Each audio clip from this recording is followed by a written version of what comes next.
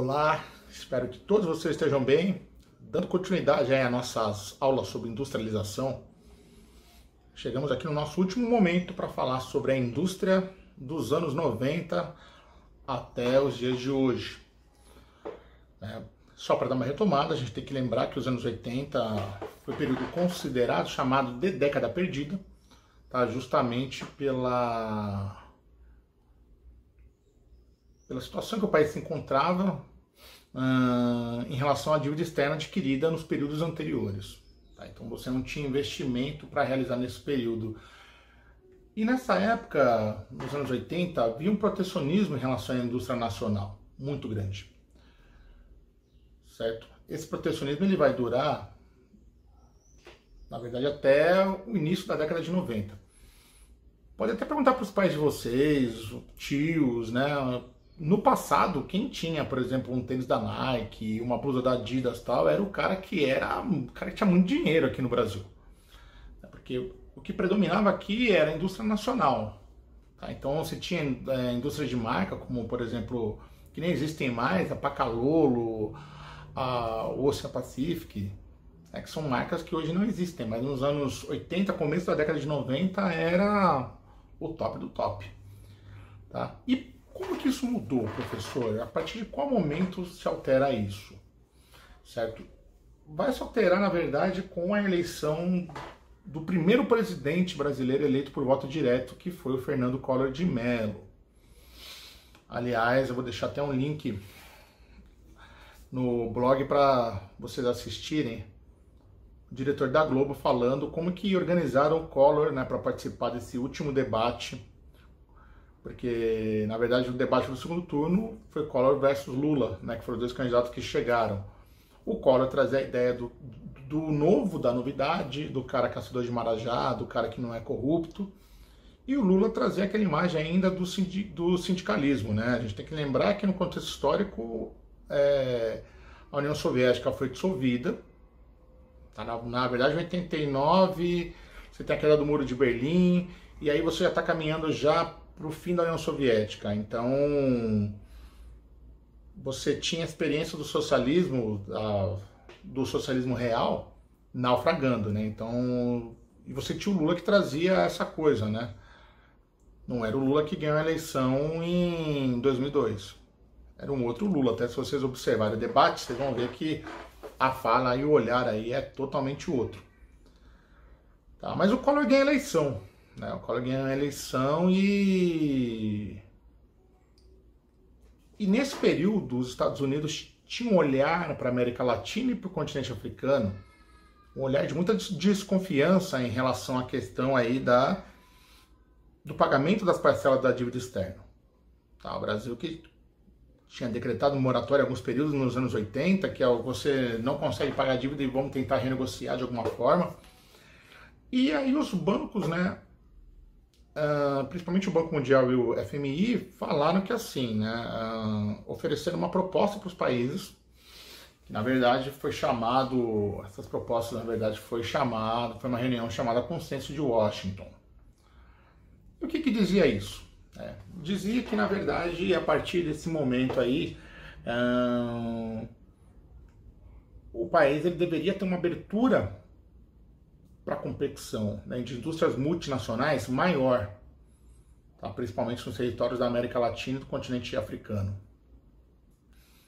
Mas o olhar era grande para o Brasil por quê? Pelo mercado consumidor que a gente tinha aqui. Certo? É uma população que cresceu muito. Esse bimestre a gente vai falar sobre população. Vocês vão ver que o salto populacional do Brasil, né, do que era nos anos 50, do que já estava nos anos 90 e do que é hoje, é muito diferente. A população ela cresceu muito nesse período. Então, assim, olhando no mercado consumidor dessas áreas. Tá? E o Consenso de Washington ele trouxe para a gente o conceito de neoliberalismo. Tá? Não sei se vocês já aprenderam isso ano passado, ou já ouviram em algum momento do ensino fundamental. Tá? O liberalismo é uma ideia que, na verdade, ela defende a iniciativa individual para que você consiga, né, chegar e todos podem chegar onde bem desejarem. Ela traz muita ideia também da chamada meritocracia. E a gente tem que pensar, né, gente? Assim, a meritocracia numa sociedade como a nossa, você fala, por exemplo, o cara tá lá porque ele mereceu, né? Seria a mesma coisa que dentro de uma sociedade socialista você falar assim, não, todos têm que ganhar o mesmo salário. É algo utópico, né, gente? Um cara que nasce, por exemplo, como um filho de morador de rua, a chance dele conseguir, né, ser dono de uma grande empresa é muito menor do que o cara que já nasce numa família, né, que já tem conglomerados de empresas, então na verdade ele não cria nada, ele só herda. Mas tentam passar pra gente essa imagem, tentam vender pra gente esse peixe de que isso é possível, né, vencer o subdesenvolvimento. Só que, gente, dentro do capitalismo não tem como, né, porque assim, para ter o rico tem que ter o pobre. Essa é a lógica do sistema. Se for todo mundo com uma distribuição semelhante de renda, aí já é algo mais voltado para o socialismo. Né? Mas interessante é fazer as pessoas acreditarem de que isso seja possível. Tá? Então tem que tentar vender esse peixe. E a intenção, pessoal, do Consenso de Washington, na verdade, era o quê? Era trazer mais produtos, né? E isso para o Parque Industrial Brasileiro foi bom ou foi ruim, professor? Bom, num primeiro momento, gente, com essa abertura econômica que aconteceu, né? Começou ali no período do governo Collor, mas vai se intensificar, principalmente com a eleição do Fernando Henrique Cardoso, tá, em 94. Você vai ter o quê? Uma indústria nacional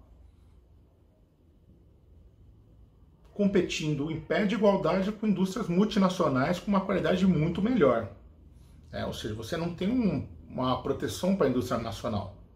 Então você libera a competição, só que, gente, nessa competição é claro que as multinacionais vão se dar melhor. O que você acaba encontrando também nesse momento é a mudança, né, do chamado da chamada estrutura produtiva, tá, que existia no nosso país. A gente sai de um modelo fordista, né, e assume uma produção no modelo toyotista. Tá? E o que seria isso, professoras? Modelo toyotista, né? É você ter um olhar cada vez maior para a robotização, tá? Então a mecanização ela chega muito forte no setor industrial, automatização e terceirização, né? Que é a palavra da moda hoje, também dentro do neoliberalismo. Então tudo isso para quê? Para baratear o produto, fazer com que as pessoas tenham mais acesso a isso. Claro que também o sistema de crédito vai ser implementado. Só que também, gente, visando o quê? Visando o lucro das empresas, né? Até porque, né, defende o lucro. Claro que grande parte, né, gente, dessas empresas, elas veem no Brasil um potencial muito grande, tá, para a partir dos anos 90 começar a se instalar aqui. E aí nós podemos aí citar até alguns exemplos, né, no setor automobilístico, por exemplo, a instalação, por exemplo, das montadoras, da Renault, da Peugeot, que não tinham aqui no Brasil. Então você vai ter nesse momento aí uma modernização do parque industrial brasileiro muito forte mesmo. Né? Uma coisa, pessoal, também importante lembrar dessa questão aí do Consenso de Washington, da chegada do neoliberalismo no Brasil, é também a questão aí das privatizações, né? Ele defende um Estado cada vez menor. Só que, gente, tem pessoas hoje, né, neoliberais hoje, que defendem Estado zero, né? Então, na verdade, tem pessoas que defendem que, por exemplo, não tem a escola pública, não tem a saúde pública. Então, se você quiser estudar, você faça particular, ou se você quiser, você também não estude. Você pode ter a liberdade de fazer isso. Né? Eu acho que é algo muito perigoso. Mas tem seus defensores, né? Tem as pessoas que acreditam de fato nisso. Por que defender privatização, professor? Porque é claro que a indústria ela não vai querer competir, uma indústria que visa lucro, não vai querer competir contra uma indústria estatal que pertence ao governo que não visa o lucro. Né? Na verdade, ela visa atender a população. Então você vai começar, né, a fazer o quê? Você vai começar a incentivar, né? Começar a incentivar a venda de empresas que pertencem ao governo. E quem que vai comprar essas empresas, professor? Grupos multinacionais. É óbvio. Então, assim, as multinacionais vão entrar de sola aqui no nosso país.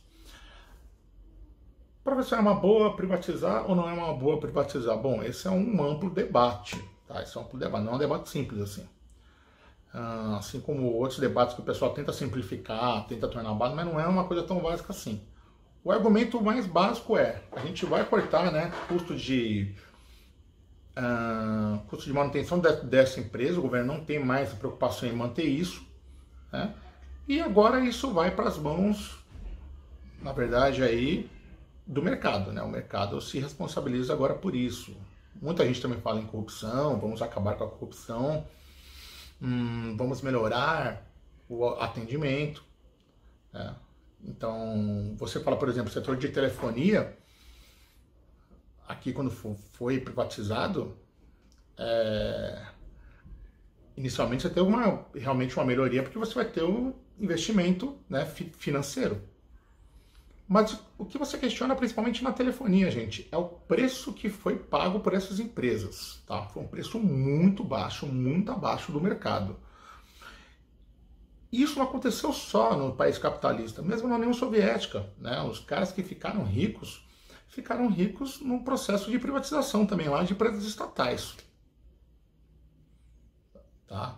A Gazprom, né, que é a empresa grandes oleodutos, né, que serve toda a Europa, foi vendida por um preço muito abaixo do preço de mercado, né? Para quem? Para os amigos, né? Então esse é o problema, né, gente? É assim que a Rússia também entra no capitalismo, né? Como uma coisa que existiu o socialismo real, mas não era um sistema que beneficiava aí grande parte da população, né?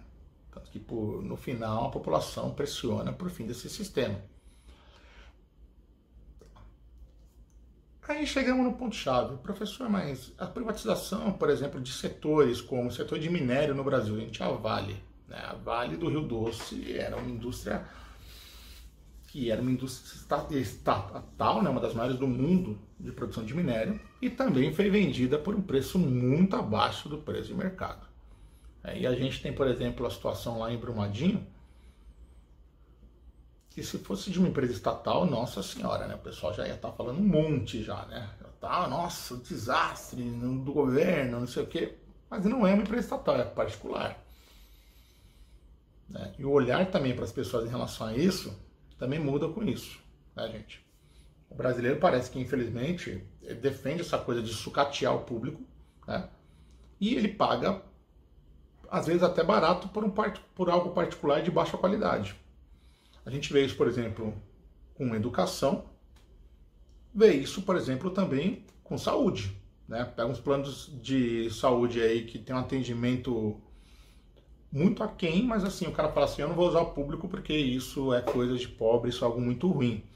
Então a gente não briga para melhorar o que é público, né? Então a gente defende de forma indireta aí o que é privado no nosso país, certo? É claro, né, o Conselho de Washington também falava em redução de gastos, né, por parte do governo. Vai entrar muito também na questão de, nos anos 90, você começar a ter a questão da progressão continuada na educação, né? Você vai aprovando os alunos por ciclo, né? Um modelo francês muito interessante, mas no Brasil também é algo bem diferente, né? É algo bem diferente.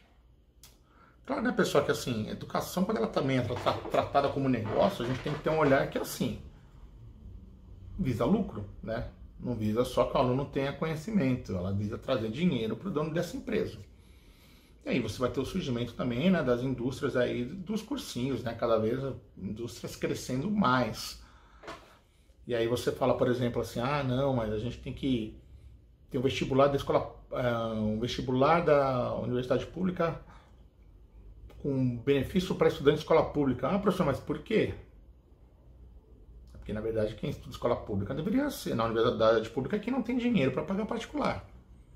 Mas no Brasil a gente inverte essa lógica, né? Esse capitalismo brasileiro é algo muito curioso, né, gente? Muito curioso demais. Bom, aí chegamos aqui, pessoal, num momento muito interessante.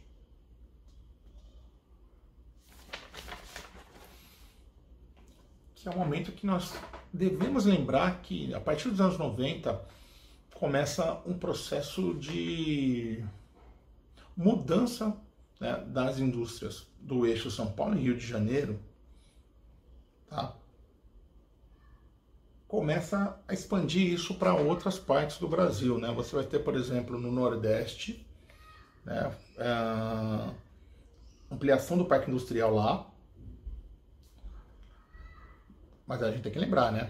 Também é algo completamente automatizado, né? Você precisando de menos mão de obra, gerando desemprego na indústria, as pessoas que moram nos centros urbanos trabalhando no setor terciário, né? Então a gente tem que lembrar isso, tá? Por que, professor, fugiram do eixo São Paulo-Rio de Janeiro? Porque é o seguinte, gente, São Paulo, eixo São Paulo e Rio de Janeiro, você tinha sindicatos organizando, né, coletivamente o trabalho, então assim, cobrança em relação à hora extra, em relação a direitos dos trabalhadores, e isso em áreas do interior, em áreas mais afastadas, você já não tinha uma presença de um sindicato tão forte como tinha aqui, tá? Isso ajuda a explicar.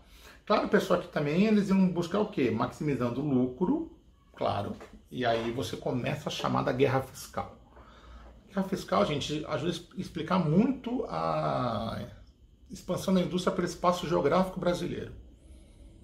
Ela não, se você pega hoje, por exemplo, uma região onde está a nossa escola hoje, você queria construir uma indústria onde está o Vilalva hoje, bom, só um louco que iria buscar um negócio desse. Eu, se tivesse esse terreno, com certeza eu construiria um shopping nessa área, né, que é algo que vai ter muito mais a cara do bairro, a cara da região, do que uma indústria, porque indústria você tem circulação de caminhão, que na área da escola ali é restrita, até as próprias vias de acesso ali, elas não comportam, né? Imagina a rua Mina de Ouro ali do lado, passando um monte de caminhão, nem comporta o trânsito. A mão de obra ali, com certeza, ela seria mais cara, você teria um problema no trânsito muito grande, tá? Então ela se torna inviável. Então a indústria ela vai se localizar agora onde, professor? Ela vai se localizar ao longo dos eixos, né? Dos eixos rodoviários. Então, quando você vai, por exemplo, para o interior, você pega uma Castelo Branco, pega uma Rodovia dos Bandeirantes, uma Anhanguera, ou a própria Via Dutra indo para o Rio de Janeiro, você vai ver o quê? Uma sequência de indústrias nessa região. Elas vão se localizar ali. Tá? Não mais dentro da cidade de São Paulo, ou mesmo dentro da cidade do Rio de Janeiro, não. Vão começar a se localizar, né, em áreas um pouco mais afastadas, visando o quê? Pagar menos imposto, né? Diminuir o número de o gasto com funcionário, e com isso também maximizando o lucro, tá?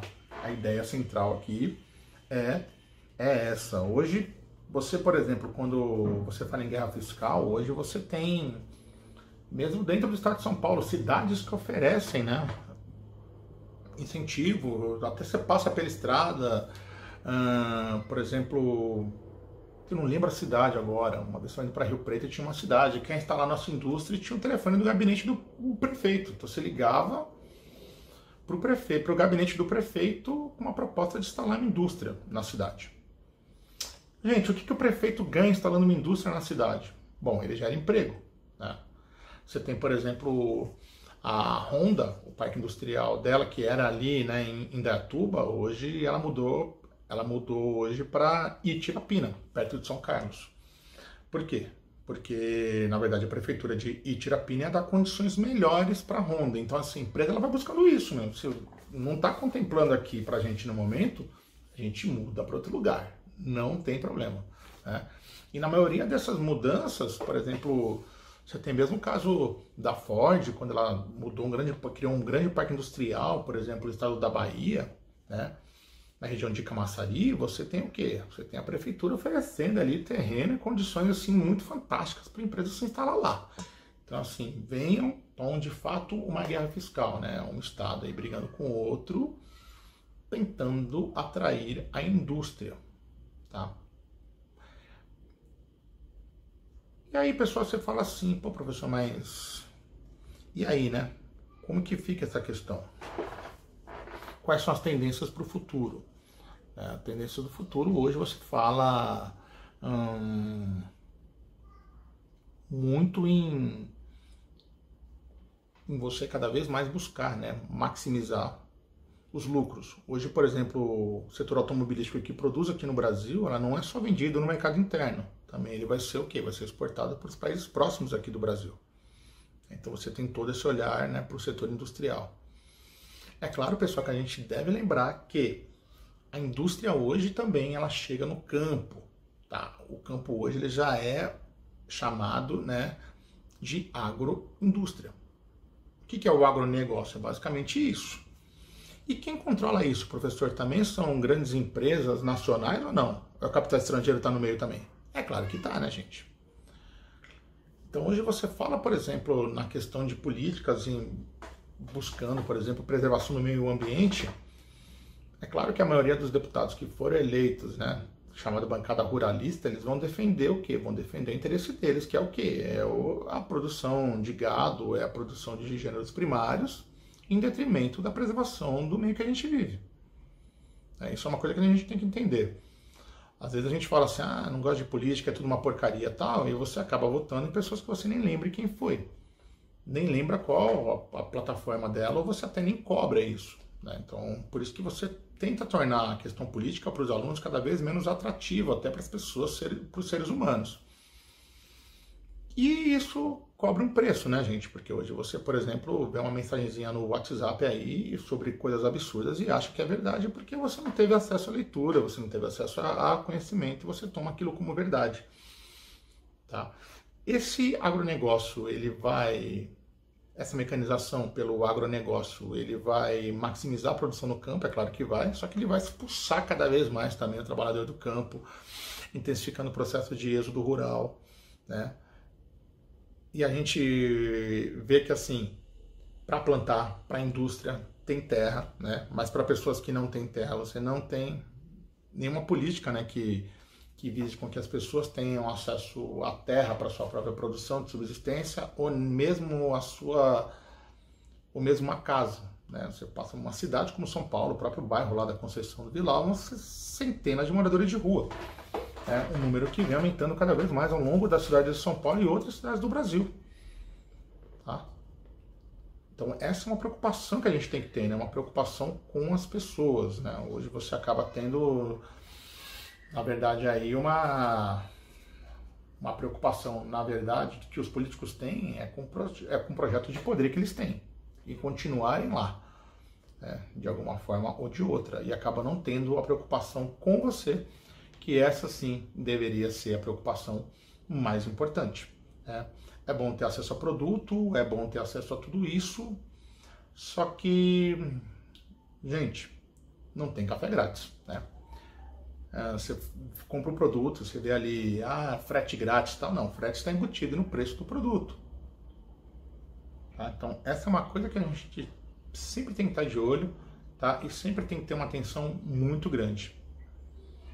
Certo? Se cuidem, tenham uma ótima semana. É nóis!